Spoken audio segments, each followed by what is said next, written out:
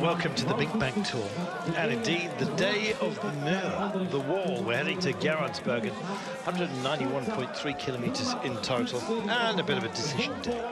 A decision likely to go the way of one of two riders who impressed us yesterday, Wellens and Dumoulin, really taking control after a late push, delivered a spectacular result for them both. Dumoulin leads overall, Wellens is in a happy place. As far as the rest are concerned, well, there's some disgruntled riders, I can tell you that much, and one of those is, of course, Peter Sagan. He had a slow puncture yesterday, found himself divorced, sadly, from his own team car. There was no neutral service available either. And indeed, some of the inclines that we've got to play with today, as you can see, are something of a test. This is essentially Flanders Day. We've had some grisly weather out there as well. This was yesterday, stage 6 to Uffalize. We had a determined breakaway, as per usual. And the chase, well, it got a bit feisty. Brian, it was they were boxing clever out there, but you had to have good fortune, as we found. Yeah, it was a good effort by Lotto Soudal here. They rode at the front pretty much all day. And then we came to the climbs towards the end, and it was Sunweb that came towards the front as well. So good effort by both teams of Tom Dumoulin and obviously Lotto Soudal's Tim Wellens. When Peter Sagan decided to impose himself, he was in the right place at the right time. Unfortunately, he was unable to stay with the chase that had been teed up with some very, very lively work. Ollie Naesen, the Belgian champion, was looking extremely good. So was Peter Sagan, and then all of a sudden he was on the radio. Well, he wasn't holding his arm up, indicating that he'd got a technical, but he had a slow puncture. He's looking back for his own team car. And finally, when he got assistance, it was all too late, I'm afraid. No neutral service on some of the sinuous roads. It wasn't possible.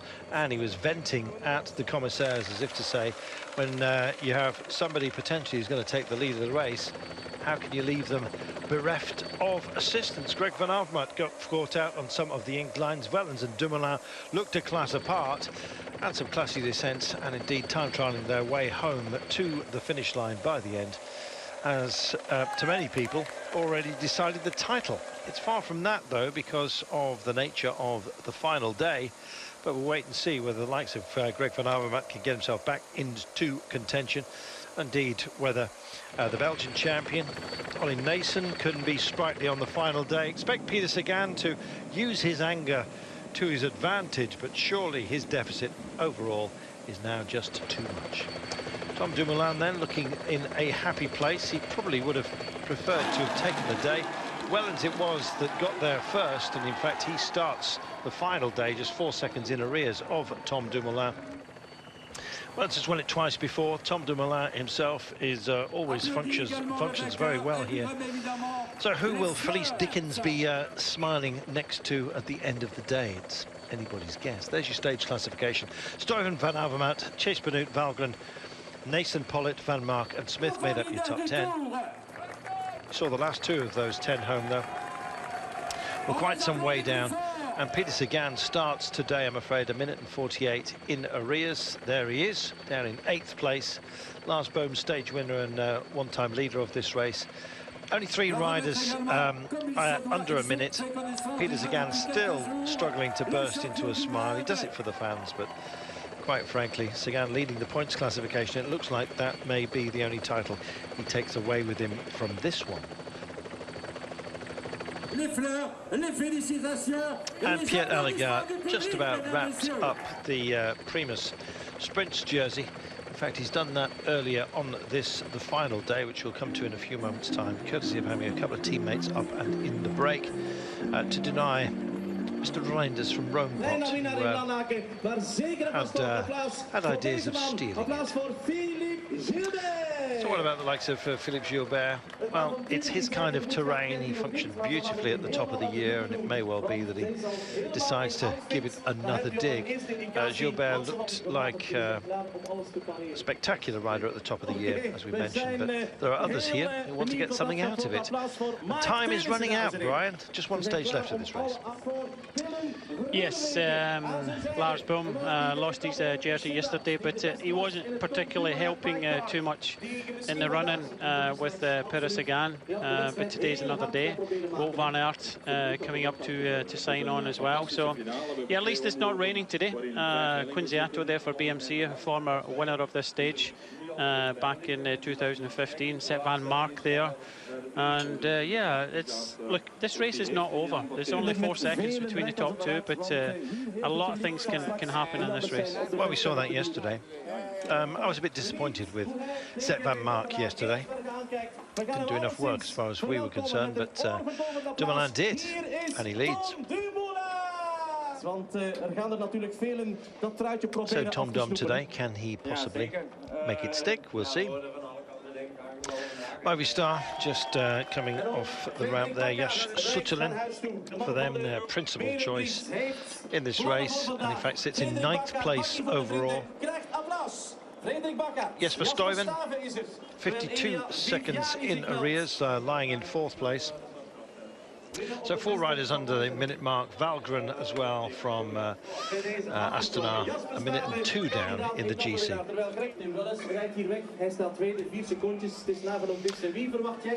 So if we take those who sit around about the minute and 10 mark, we've got 6 riders to play with today. Can you possibly find that much time? You can, Brian, but it's going to hurt. It is. This race, or this stage, normally splits up quite considerably, but there isn't huge time gap, so I'm not expecting too much. There will be some movement in the top 10, or maybe some riders coming into the top 10, but I don't think there'll be huge time gaps. And I think, you know, looking at Tim Wellens, how can he take that lead? Well, it's going to be difficult, and the golden kilometre may come into play, but you've got to remember there's 10, 6 and 4 in the finishing line as well. So I think the bonuses need to come into play, because I don't think Tim Wellens will be able to get rid of Tom Dumoulin. Well, the starter has had trouble with his pistol. There's some tablets for that. Finally lets it go, but it was all too late. They'd gone on the click. That's the trouble with having a revolver and just one cap. You have to work at it before you get there. Anyway, we finally got ourselves underway with cobbled climbs ahead of us, Brian. Always a test, and more than a nod to Flanders. 191 kilometres ahead of the field today. A tough day. Yeah, it all comes at the back end of this stage today.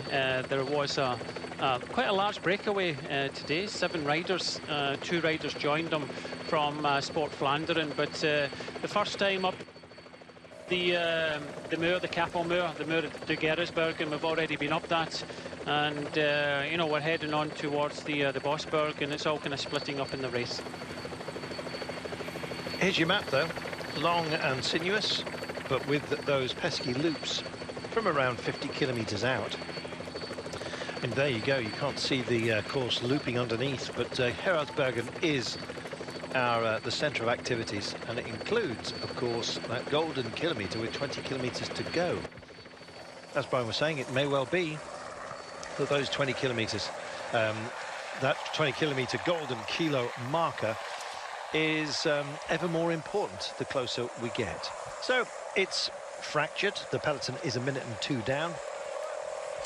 Kennedy de Haas having a look over his shoulders to see some of those hopefuls who've decided to come off the nose of the pack and get engaged. Ali Viviani went up the road with Tony Martin not that long ago, but it's a fighting force that has been diminished because, frankly, the chase has been fully engaged. The gap's not that big, and we've still got 44 kilometres to go with some proper climbs to be had. We've just dealt with the Bosberg. We'll be heading back towards Denderorberg. That'll be our next climb, and in fact we've got 13 kilometres to go before we get there. The Muur comes very quickly afterwards, 5 k's after, but they basically just keep on sprinting up the inclines if they possibly can. We'll be crossing the start-finish line for the second time of asking. They'll hear the bell, and indeed then we take on the Bosberg and the Muur once more, as well as the Denderorberg. And never like to diminish it because it's 700 metres and 8%. It does count. The Muur itself, 600 metres, 7.6%, but that gives a lie to the amount of incline that they've got to deal with. Now, Peter Sagan is an angry man, and we're expecting him to show his hand today again. Maybe it's just to prove a point, Brian, after the disappointments of yesterday. Well, his team have been riding earlier on today to try and kind of hold the breakaway gap down, and they've done a very good job.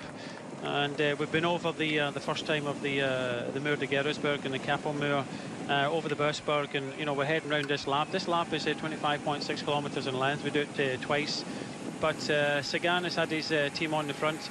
I think he's thinking more of the stage one and adding more to the points competition. I think so. He's had 2 stages already, of course, both sprinters' days, and he'd love to have a dig at this one. Well, we'll see how he goes, shall we? We're going to take ourselves a short commercial break with chasers onto them, but the peloton at less than a minute now. Pace is up, and you can understand why. There's your chasers.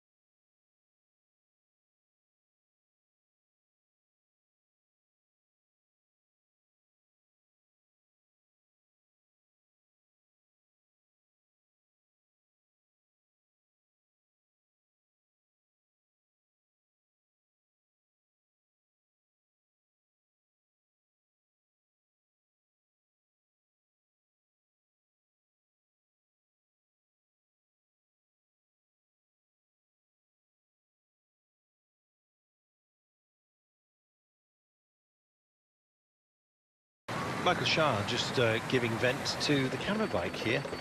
Felt like it had got on the wrong side of him as he was coming into one of the curves. Bit of flat light, as you can see. Possibility of rain a little bit later on, but we're nearly there. Pace has been high, Brian, despite the terrain. Yeah, it's been a nice stage. It's still not decided in the general classification. No real danger in front. The original breakaway is almost been brought back, apart from a few riders. The state of play is we have Tony Martin and Elia Viviani at 1 minute and 25 seconds. We do have some of the remnants of the breakaway in between. That includes Kenny de Haas and Preben van Heck, but they have been joined by Danny van Poppel, who attacked on the Bosberg, and Wout van Aert from Brandon Williams actually went with them. So they are going forward at the moment. We've not got a time check in them, but yeah, these are the leaders at the moment. Tony Martin at the front of the reds, Elia Viviani in the Sky colours, but there's another 4 riders, including another rider from Sky, trying to come across to them. Yep, it's Danny van Poppel trying to join the fun at the moment. Elia Viviani, who's kind of warmed up in this race. A man who's gone cold, but only momentarily. Peter Sagan, mood-wise, he's doing all the PR thing. He loves the fans. He just hates his circumstance at the moment. And I think a little bit of bruising emotionally has been carried out of the Tour de France. And he's not best pleased. And in fact, he's got a very short fuse at the moment, Brian. And he's quite happy to issue his thoughts to the organisers, etc. Yesterday, there was, of course, a lack of a neutral service to help him out with a slow puncture. But he was very quick to vent. So it put me in mind of him a couple of years ago when he started beating up medical cars and the like, after one of them had nudged into him. But anyway, when Peter Sagan's in this kind of zone, you can expect just about everything. If you think this terrain doesn't overly suit him, then think again.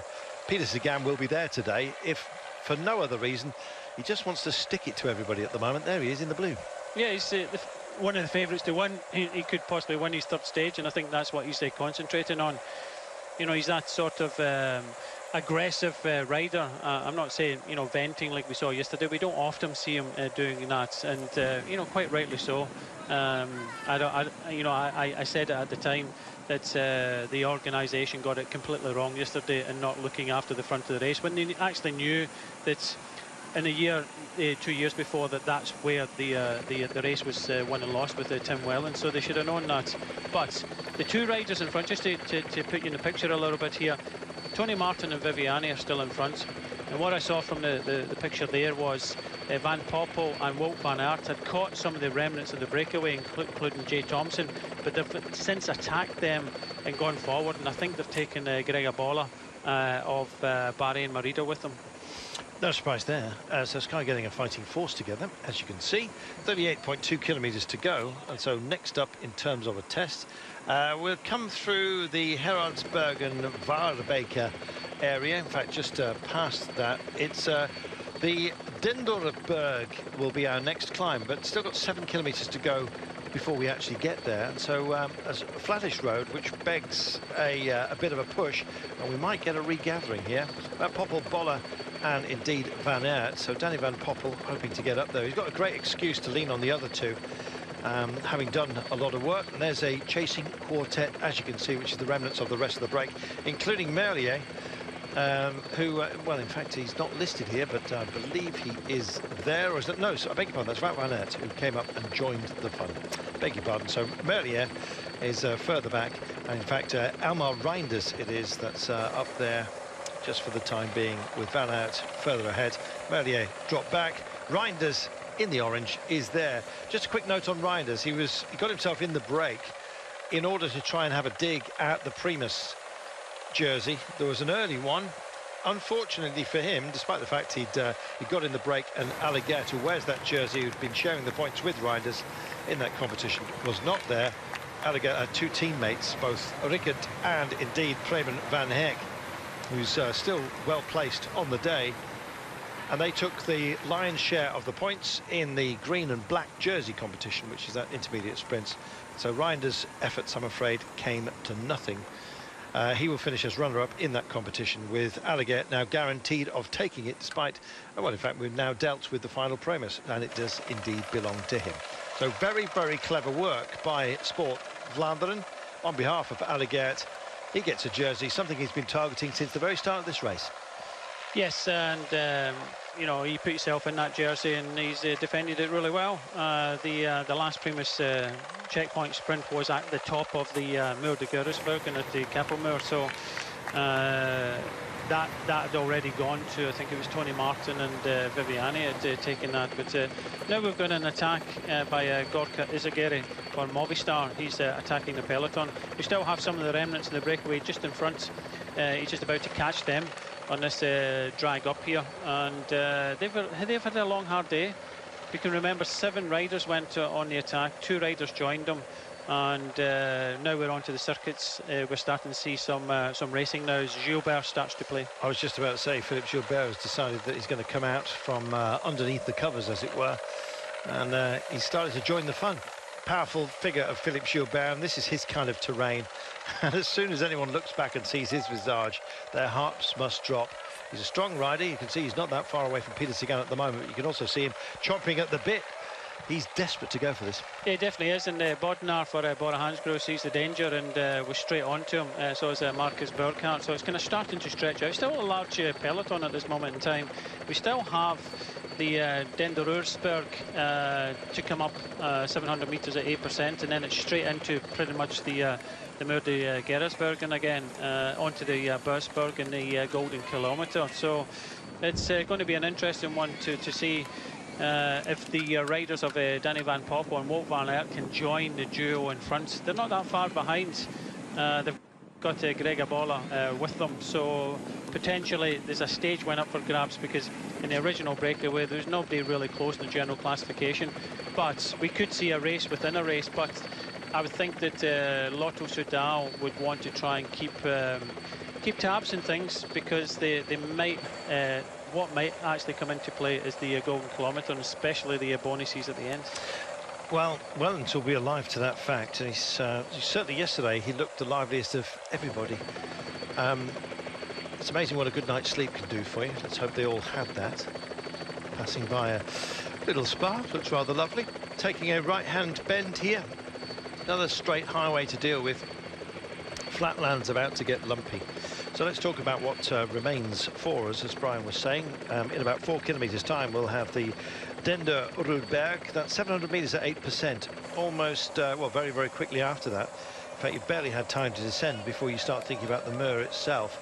A race that was essentially became missing from many a classic, and then was readopted both in Japan and indeed in this race, and has really found its heart back where it should be, and certainly in our consciousness. And today it's the defining climb of the race, Brian. It's the last one we'll take when we finish off our next couple of loops.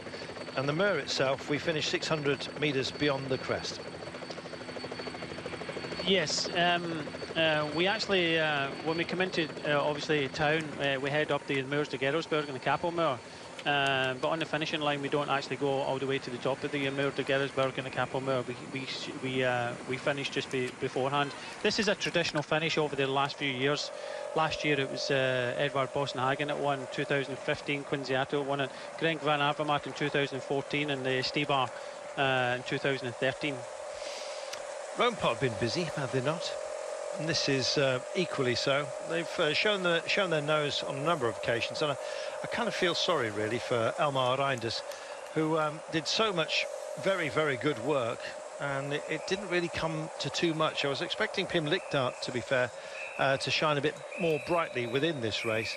It's a decent team, Roompot, that have assembled some very, very good riders, including, of course, Peter Weening of old, Jesper Asselman likewise. They've, like everybody else, have suffered because of the terrain and indeed possibly the weather. We've had a lot of riders step off the bike, actually. A lot of quick men have decided it wasn't for them these last 3 days. No surprise there.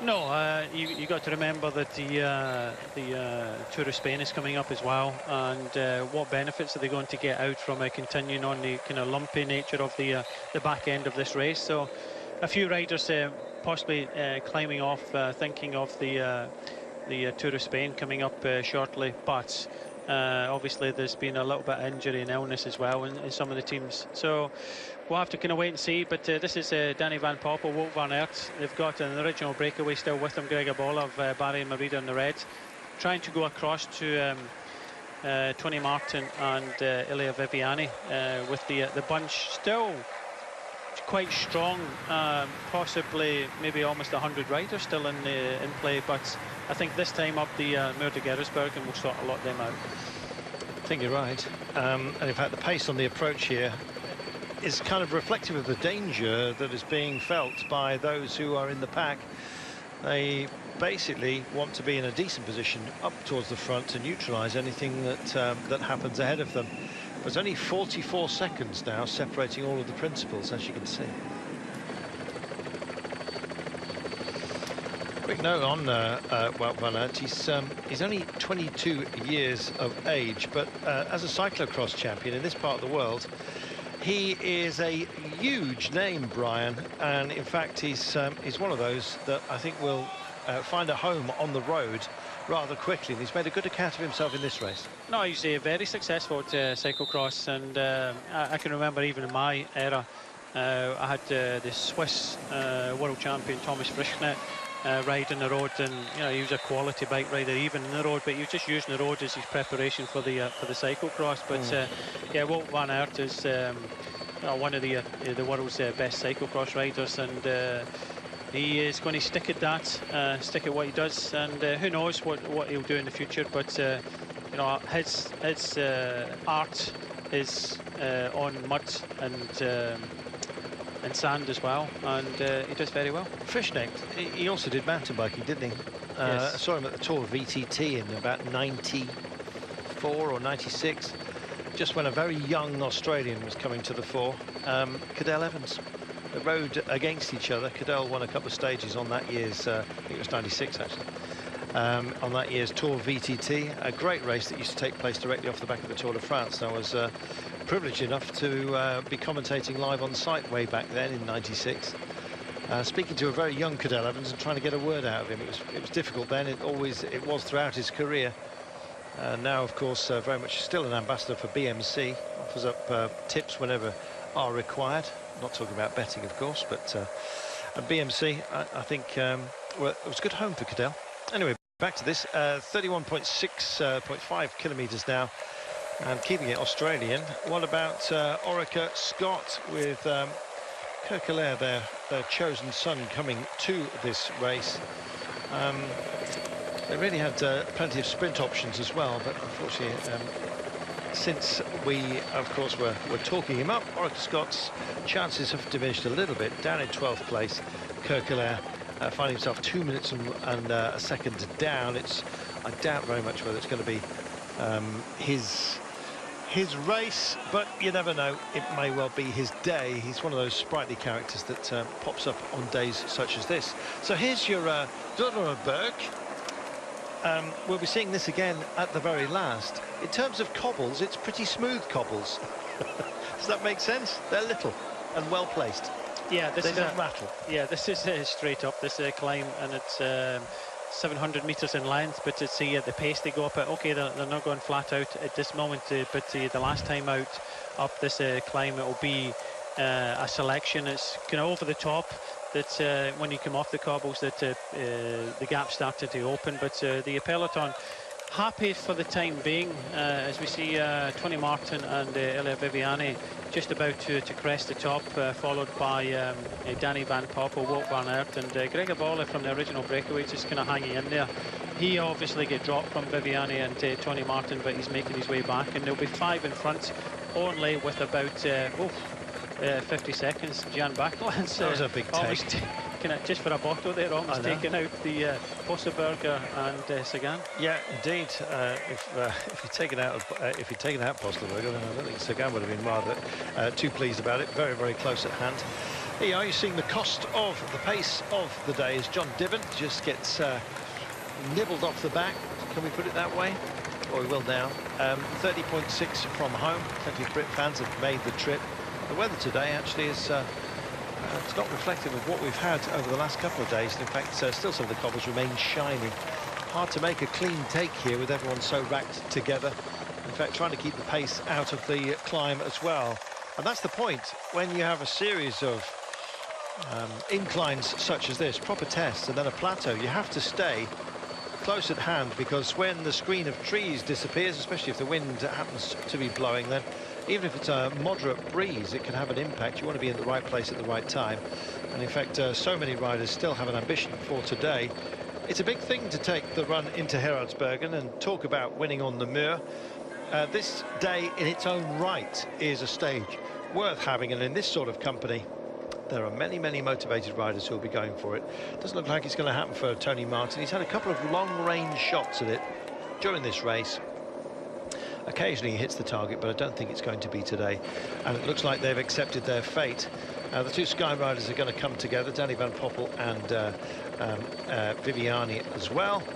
But they know that lurking behind, and indeed within clear sight on this straight section of road, are the chasers. So Martin, Viviani, Van Poppel, Gregor Bolle, Wout van Aert drawing themselves together They'll stay there for a little while, but I can't see them extending this gap, not with the way everyone's motivated and the way the terrain shapes up.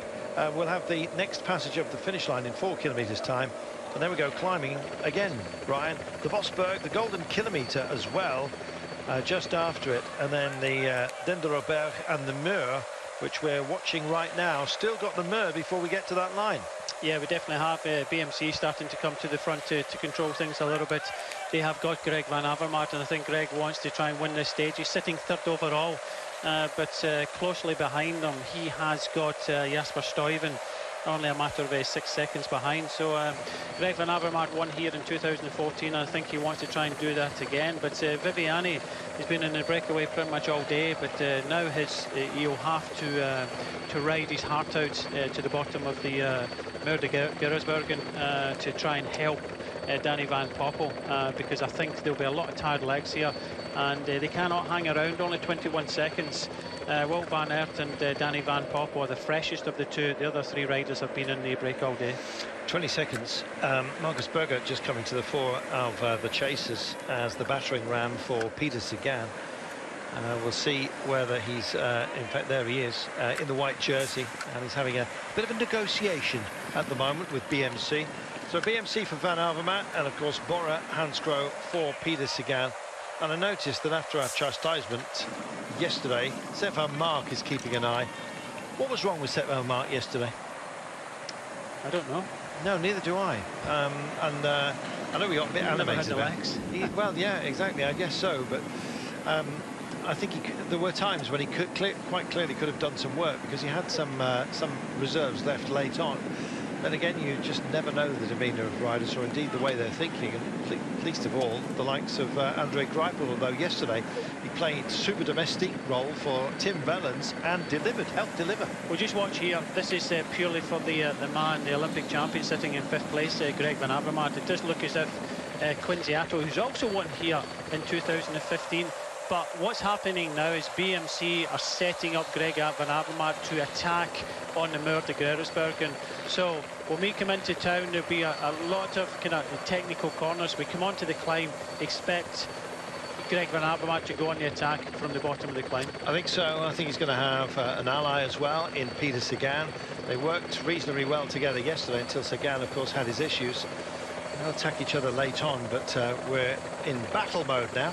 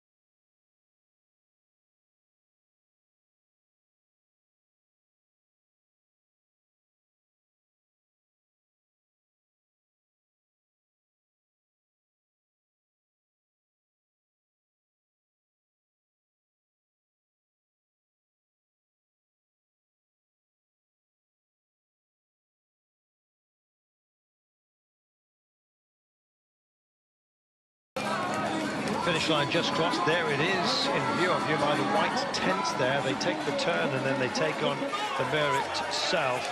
So they will finish essentially halfway up the test next time by, as we have finished in such a way 600 metres short of the crest, essentially, as we've done so in year after year. There's the finish line that we'll have a little bit later for you. Well, Van Aert crossed it first time.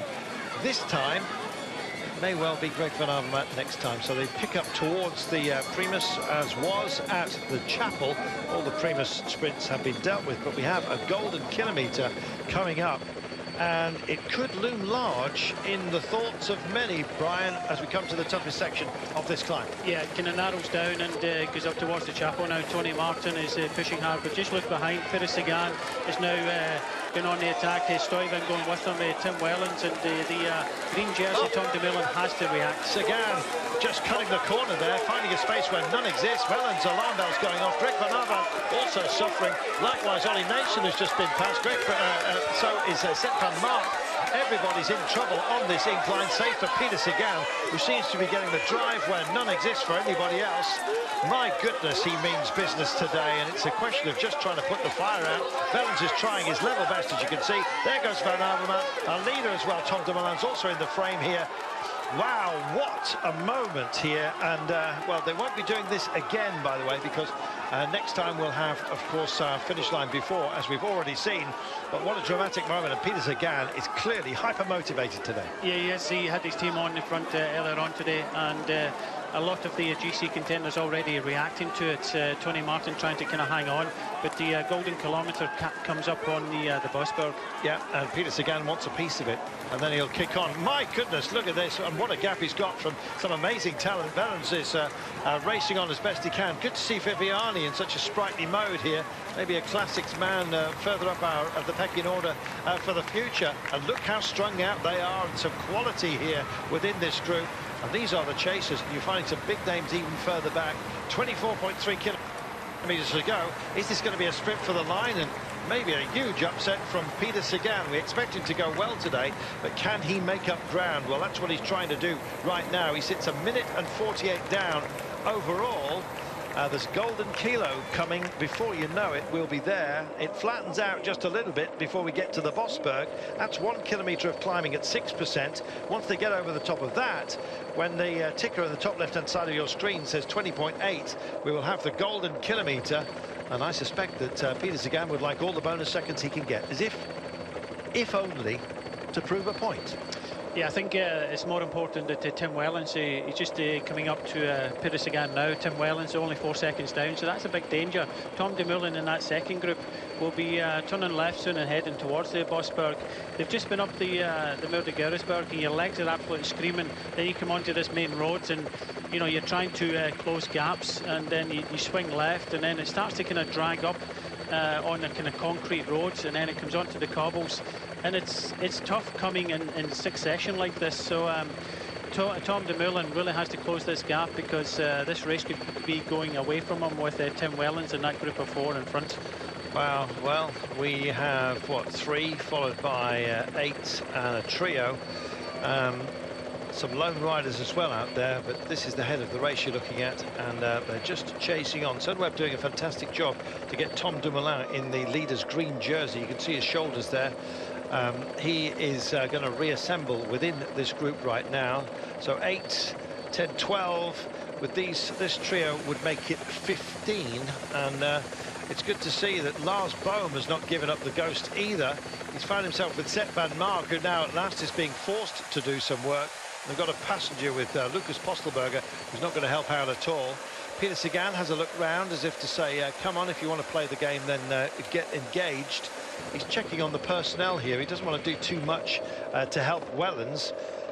Expecting Wellens to take up the duty, and Ollie Nason it is, I think, is going to go round. The Belgian champion decides that he's going to mix this up as well. This is rolling attacks, Brian. It is. This is Sutherland is in front. Valgren tries to go with them. The thing is, they've just made a huge effort, and it's all coming back together. So they're in a little bit of oxygen debt. They know what's coming up as well with the Bosberg. They know the golden kilometres coming up, and I think Tim Wellens is more interested in trying to get some of these bonus seconds. But Sepp van Mark and Lars Boom looks as if they were just maybe a little bit out of position in the Muur de Geraadsbergen. But this big effort now could be telling its tale later on as we head towards the finish. Viviani giving it another dig. He's been amazing out there so far today. Can't quite see who it is. 21.6 before we actually get to that Durenberg again. My goodness, you can't keep a good man down. He's, of course, departing fairly soon, but he's flagging himself up as a battler. Yeah, he's riding super strong. Danny Van Poppel came across to him, but Danny Van Poppel was dropped in the Muur de Geraadsbergen. Viviani held on well, and he's decided to go on the attack as we start heading towards the Busberg. So an interest in the attack by Viviani as Posterberger goes across to him. This is the concrete road. This is dead. It's kind of false flat, and there's absolutely no speed in this road at all. And then just as you hit the trees, then you come onto the cobblestones, and it's up to the top of the Busberg. But the golden kilometre coming up with Posterberger here, Viviani. There's still some seconds for Tim Wellens if he wants them. Yeah, Posterberger, great foil, you might say, for Sagan. Let's see. Will he deliver? The postman will look back, and there is Viviani. Been caught out by this real proper drag of a road right now. It's almost as blank in terms of its drama as its look. Laid concrete with overbanding down the centre. Horrible surface to engage with. 20.8 kilometres from home then, as Bosberg starts to ebb in our thoughts, and the golden kilometre looms large, Brian. Yeah, just went through the first one. Posterberg taking that from Viviani. It looks like Lars Boom, the previous leader of this race, has taken the 1 second. So Tim Wellens not getting involved here. Peter Sagan looks disdainful at those around him. He is going to, I'm absolutely certain, essentially torch the lot of them when he gets a chance, and this man who's out front, Posterberger, is going to help him. Lucas is going to take 9 seconds, so that the lion's share of what's on offer in terms of bonuses in the golden kilo. It's a shame that they didn't have that maybe just ahead of the climb. It possibly would have had more personnel engaged. Lars Bohm, well, he's one of these guys who seems to be able to get back on and then pile through and reimpose himself. Looking further back, Van Mark's starting to wake up to the possibilities, as you can see as well, just chugging ever so slightly. He's got a teammate with him as well. Is it Van Baal with Van Mark? But anyway, 20.4 kilometres then from home. Golden kilo just about to be dispatched, and we still have the Den Dodderberg and of course the Muur, half of which we will take before we finish today. Are you backing Sagan today as Phil Gill starts to show his nose? Yeah, he looks very good today, and smarting after yesterday. Just going over the top of the Bosberg now. It looks like Boom takes second place, Van Baal, Gilbert up there, Sagan up there. But yeah, a lot of riders all coming back. You know, a large group now, about 50-60 riders, but still Posterberger in front, and all Sagan will do was just follow the wheels, because he did this before at the start of the Giro d'Italia, albeit in the last couple of kilometres. But this man is a strong rider. If you can remember the stage where Sylvain Delier won that, he was in the breakaway that day and finished third with Jasper Stuyven. So a bit of a sit-up at the front is allowing Posterberger some more time at front. Indeed. 19.7 kilometres remaining. We're on our final loop of the day, and Philippe Gilbert goes for a long one, and in fact he'll use any part of the course he possibly can. A little bit of paving, mixing it up. Love that about him. He's so sprightly. In fact, he's having a look right now, and he's going to push on. There he goes. Well, see ya. Tom Dumoulin was close at hand, and Dumoulin's looking around and starting to ask some questions. Will anybody be minded to go with Gilbert? He's 2 minutes and 15 down. He shouldn't be a danger to Dumoulin, but he's messing it up, which is fantastic, and he drifts over to one side, almost has a laugh, and opens the door as well for a secondary attack. And surely it's not Viviani who picks it up yet again. Might well be. Look like him. Lucas Posterberger up front. They're rolling with the punches at the moment. It looks like there's a brief hiatus in hostilities. So as we approach the Den Dodderberg, that will be in about 13 kilometres time. We'll keep an eye on this. and then we'll be back with you after this short break. They're all looking for partners in crime at the moment. We'll roll with the punches as they have to today. So we'll take that break, and we will be back with you after this.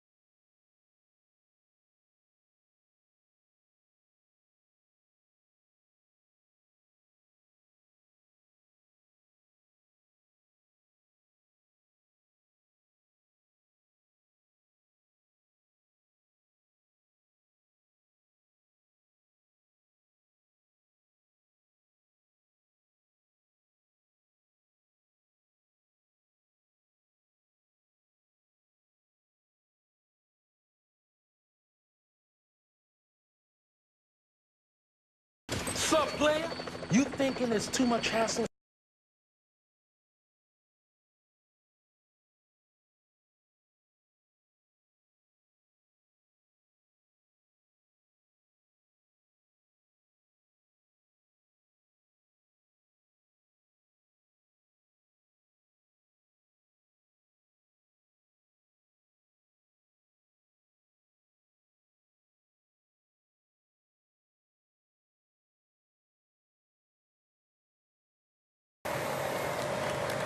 Just over 16 kilometres to go, and it's still very lively on the front.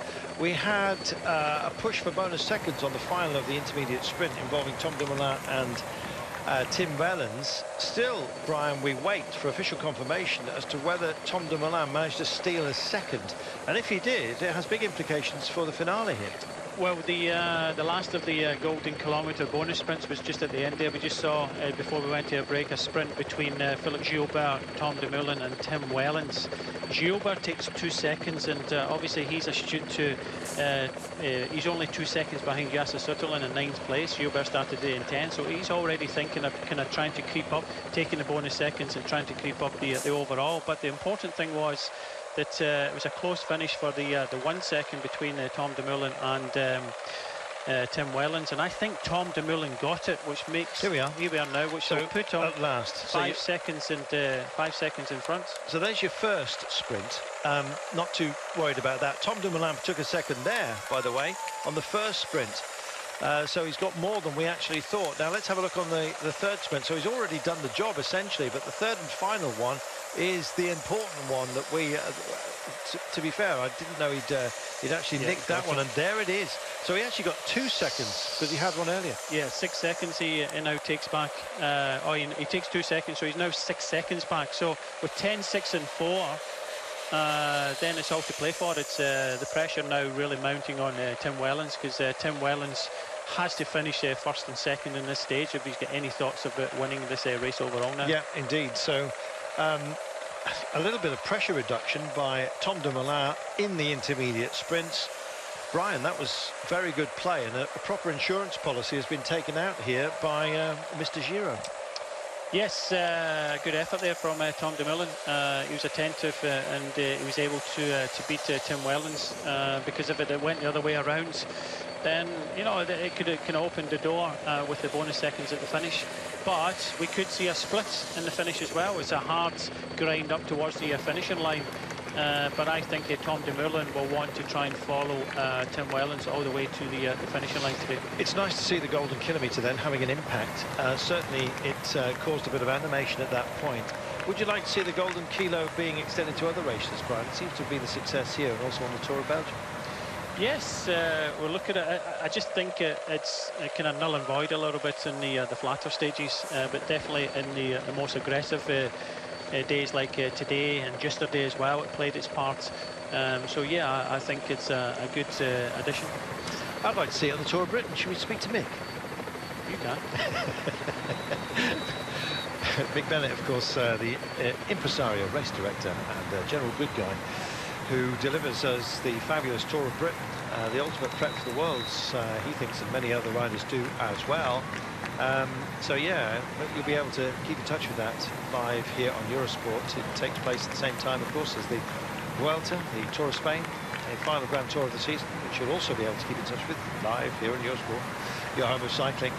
At the moment, it seems that you're rack full of cycling, what with Norway, the United States being very well covered. Oh, not again, Peter Sagan, but guess what? He's going to be attended to rather swiftly. 13 Ks from home, though. It seems that if he didn't have bad luck, he'd have no luck at all. Yeah, you could see him drifting back there, and he was sitting at the back, not panicking at all, not showing anybody there was a trouble there, just putting his hand up, and yeah, just a quick change of bike, easier than changing the wheel, and he gets help from the Trek Segafredo team car, and he'll be back in no time whatsoever. Well, good. And in fact, there's a brief hiatus here as everyone looks at each other. Trek, are we helping out Sagan? Yeah, we're helping out Sagan. Meanwhile, time to start building and pushing yet again, and Tony Martin can't help himself at moments such as this on Kolaitza. And time to dig, maybe for glory, and if the GC men start juking now, Tony Martin may well have his chance at a long range. He's proving that he's good at these kind of inclines as well. He can take a short, sharp shock. In fact, he's first man usually in the mountains for his team as a super domestique, as it were, sets a tempo up an incline. And this won't be helping Peter Sagan at all at the moment. He's just getting himself back in, but not panicking, just riding the cars as you will. Not something that ever seems to get punished, I have to say. Wow. Obviously, you're not allowed to hang on to them, and you're not allowed to do it too much, but there we go. Tony Martin has been in the break all day. I know he's getting stronger in this race, but Matt Pedersen from Trek Segafredo jumped across to him, and now Tony Martin has left him behind. Peter Winning trying to do something now for Rompod, but just goes to show you how strong Tony Martin is riding today. As you said, rightly said, that Peter Sagan not panicking at all. He's just coming up ever so slowly, using the cars, and he's a teammate. He's using the cars to his advantage, because he doesn't want to waste any energy at all, because he'll need that energy for the next 2 climbs. So here we are. Greening doing a terrific job here. Tony Martin as well, just keeping us nice and busy. Is that Phil Gill who's gone for it again? Yeah, Vakot just coming up now for quick step floors. There we are. It was. Forgive me. I thought the legs weren't tanned enough, which is why I asked myself the question. And so it proves to be the paler Peter Vakot who's making the move right now. 11.6 kilometres from home. This is good work. You know, we've spoken about Roompot time and time again. They've made a very good account of themselves at this level. Well, Peter Winning is a quality rider, and but I don't think he can match them on the moor to climb up to the finishing line. So he wants to try and get in one of these kind of splinter groups. A lot of the GC contenders are kind of sitting and looking at each other, but I think the attacks will come again on the Geraadsbergen, and it's going to be an interesting one. In fact, it's neither Gilbert or Bakkoch. It's in fact Stibar coming up here. Bakkelants is getting animated, and so is Greg van Avermaet. I think Greg probably thought it was a great time to stick one to Peter Sagan at a moment such as this. Sagan's fumbling for a gel at the moment. Somebody give him one, for goodness sake. And indeed, they're starting to waver and weave just behind. It's turning into a cat and mouse game as we come through Vaarbeek, the outside of town. And indeed, we're into the Omkops. We're back on the circuit as the Dorderroorberg, which is hard to say, looms large again. They'll be there in 4 kilometres time, so this will be the race to get there in a decent position, Brian. Yeah, it is, and Peter Winning still going strong here, and in fact it's Dries Devenijns. It's there for Quick-Step Floors. Tony Martin coming up, the South African champion, is also there.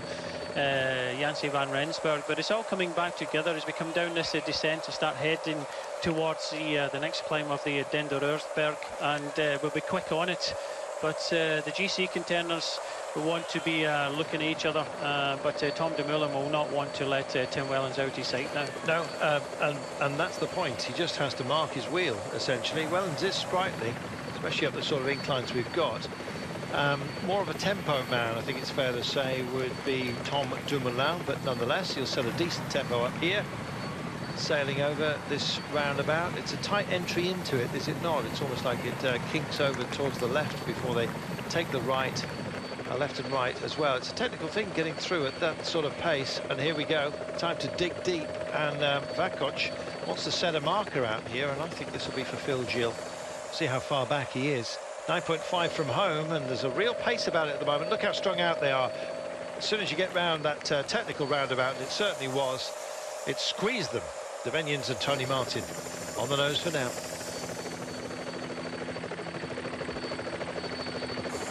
Waiting for the big turn to come to our climb, and in fact not that much road to play with at the moment. They're strung out. No wind today, Brian, and that's possibly a blessing for some.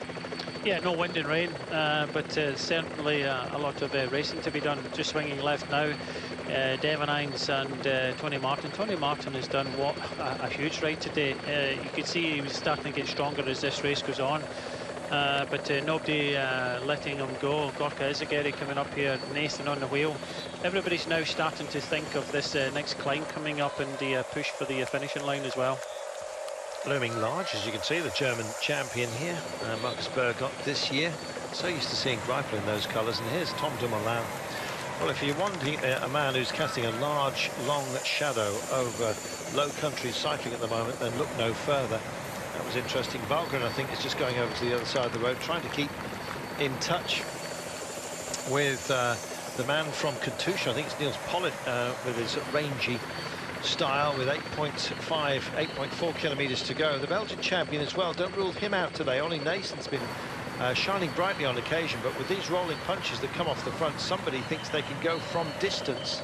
They might be right, Brian. Yeah, good time trialist, Joos van Emden for Lotto NL Jumbo. Pollitt trying to come across to him, but yeah, we've seen Tony Martin have a crack at this. Joos van Emden, he's been very, very quiet in this race, having a go for Lotto NL Jumbo, and he's got Niels Pollitt just for company. But just behind, you can see the blue jerseys now stacking up the front of the main group now. I think Gilbert will possibly have a go before we come into the mill.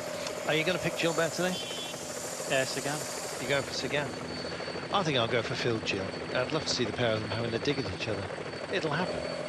7.7 then from home at the moment. Philippe Gilbert being teed up rather nicely, as you can see. But for the time being, it's Van Emden and Pollitt who find themselves on the front. 7.5 to go, and in fact we're 1,400 metres from the top of the Denderog. 700 metres, 8%. It's a nasty sapper, and as you can see, Tom Dumoulin looms into view. He's in the top 5. He's keeping tabs on Wellens, and no mistake. And here's your turn, Brian. We're going to be climbing. Yeah, it's a smaller group now, still all together. Hughes Van Emden and Niels Pollock just about caught by the group led by Quick Step Floors. A couple of twists and turns now as we start to head towards the final climb of the Geraadsbergen, 700 metres at 8%, and then it'll be fast all the way to the finish in Geraadsbergen with that climb up of 600 metres at 7.6%. That little downhill section there with the off camber, no wonder that house is for sale. I imagine there's been the odd vehicle come and visit for tea. Yes, yeah, sketchy moment, but if it's in the wet, thankfully it's been dry today. Just heading up and over one of the big drainage dikes in this part of the world, the wooden bridge giving a rattle. And 6.6 to go, not quite climbing just yet, but we're about to start. So the Geraadsbergen, finally got it, 700 metres, followed almost immediately by the Muur, of which we finish halfway up. We're only 6.3 from home, Brian. This is the pointy end. Yeah, the race obviously can be won and lost in this next climb, and it is all strung out. You just see Devon Hines get blown off the back, and also Tony Martin, who's been in the break all day and on the attack as well. So it's all kind of stringing out. Yves Lampaert, it was on the front for Quick Step Floors, but now Matt Pedersen is looking to set up Jasper Stuyven. Mads, you have to be looking at the incline that we're dealing with. Thankfully, the cobbles here, you'd think they were quite benign. They're round, almost pebble-like these, and quite small. They're set into concrete, so they don't rattle. Unlike the bars and indeed the shock absorbers, which are the elbows at such moments. And as you can see, there's a great deal of tremor going through the arms of the riders. And Peter Sagan suddenly hoves into view on the right-hand side of our screen. Over on the other side of the road, Michael Valgren as well, starting to dig in for glory. This is it, Brian, the pointy end of the day. And in fact, that is the point. It is the big names who are coming to the fore right now. None bigger than Peter Sagan, who's threading a needle at the moment. Greg van Avermaet goes aware of the danger. GVA goes off the front, and Peter Sagan is on his case right now. Kerkelaer also staying in for the fun, and there's Tom Dumoulin. Peter Sagan, though, picks it up and drives into the incline, and he's not going to hold back now. No, he's not going to hold back at all, and gaps starting to appear. Big effort by Greg van Avermaet. The race leader has now distanced Tim Wellens as well. He's got Sutherland and Kerkelaer on his wheel. Kerkelaer just struggling to stay with that trio. Tom Dumoulin checks over his shoulder, can't see anything, looks back, sees Valgren and Van Mark hovering into view, but Wellens is nowhere to be seen. This bodes well for Dumoulin, and Sagan looks at Van Avermaet and says, come on, let's do this together. At least, surely you want second place more than fifth or sixth. Van Avermaet accepts the challenge. They'll be duking it out late on. Further back here in that quartet, you can see as well, we've got Lars Bohm, or is it Jos van Emden, beg your pardon, and along with Philippe Gilbert as a quartet trying to get back in. 4.9 kilometres then from home. Brief respite in hostilities and a look over. It's how much do you want it? That's the question that's being asked, albeit silently at the moment. Kerkelaer from Orica is in here as well. Yash Sutherland likewise from Movistar, and there it is, Tom Dumoulin as well, as the graphics man tries to reassemble, and here comes Tim Wellens trying to get back on and at least prove something to Tom Dumoulin, the leader, that he's close at hand. Change of pace by Kerkelaer, who just drives on. It may well be somebody like him who takes the day. 4.4 from home. They haven't got the most testy part of the Muur up to the chapel, with finishing in the square just in advance of it before the end of today, but there's only 4.3 kilometres left of today's racing. And Peter Sagan versus Greg van Avermaet as well, as that's actually come up onto the nose right now. Wow, what a finish. Yeah, it's not finished yet. 4.1 kilometres still to go, but Tim Wellens, that was a big effort, trying to come up to the front group with Tom Dumoulin in it, but Vakoc now, the Czech rider for Quick Step Floors, just trying to drift off the front here. A lot of them are on oxygen jets, But, you know, the stage went up for grabs, and it looks like Michael Valgren is on a good day trying to come across there. Valgren goes, and I think Tom Dumoulin's on the chase at the moment. We'll get beg your pardon, is it? It is. Well, after all our criticism yesterday, he may well just take it today, and he grits his teeth, has a look round him. It's a select group that he's quite happy with, and in fact it's the sprightly Ollie Nason it was that bridged over. Apologies for that. And here we go. This is fantastic. Peter Sagan is wondering which moves to follow at the moment. Well, he has to follow this one. Stuyven can go all the way. He's done it in the past, so if he swings over and nobody comes through, Stuyven could be putting his hands up in the air, because he's a strong rider and can deliver. My goodness, and look at this. Peter Sagan says, this is not my duty. I'm fed up with this race. Somebody else is going to have to do it. There he goes. And he just flat hands it. Says, no, I'm not going to follow. If you want it, go for it, and then I'll come and join the fun. But I'm not doing it on my own.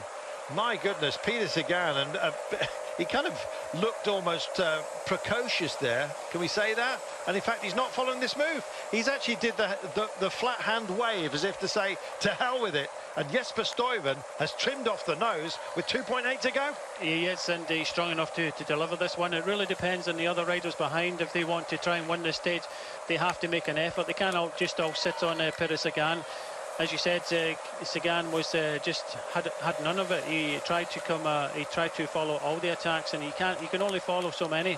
But yeah, nobody wanted to ride behind, and Stuyven in a good opportunity here to take the second stage win for Trek Segafredo. Vakoc has set the alarm bells going. He and Jas Sutherland are doing most of the chasing now. Peter Sagan is so disgusted with those around him. He's basically just kicked over and clean away here. 1.9 from home, and Peter Sagan's not playing by the looks of it, Brian. Yeah, 10 times it looks as if it comes to the front, but Stuyven has got a great opportunity now. More reinforcements coming from behind, starting to get back on, and I think if there's any teammates from any of the riders that are there thinking of the stage win, they have to get to the front, because 10 seconds is enough for Stuyven to try and stay away. Yeah, it most certainly is. So there's minus seconds up for grabs. That plays into the hands, minus seconds only.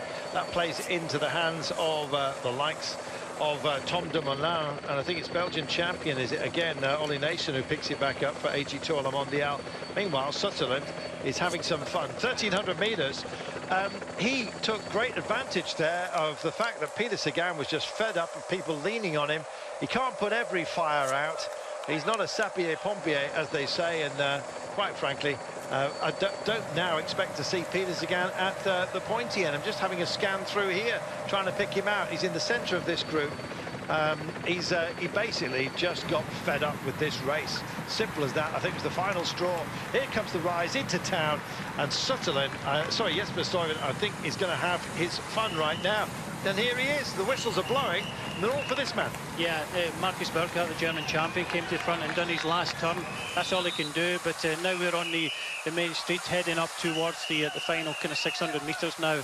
Stuyven is strong enough to try and deliver this stage. It really depends on if anybody from behind, and I think only Peter Sagan can manage to close this gap. It does look as if Stuyven's taking the second stage win of Trek Segafredo in the BinckBank Tour. Yeah, indeed. He's on the incline right now. He'll come into the market square as it opens up.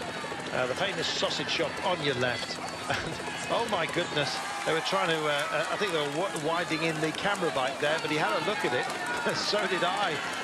Almost distracted. Here we are then. He takes that final 90-degree. He's got the ramp to bring him home, and I think it's minor places for just about everybody else. And this is a protection job as well going on for Tom Dumoulin.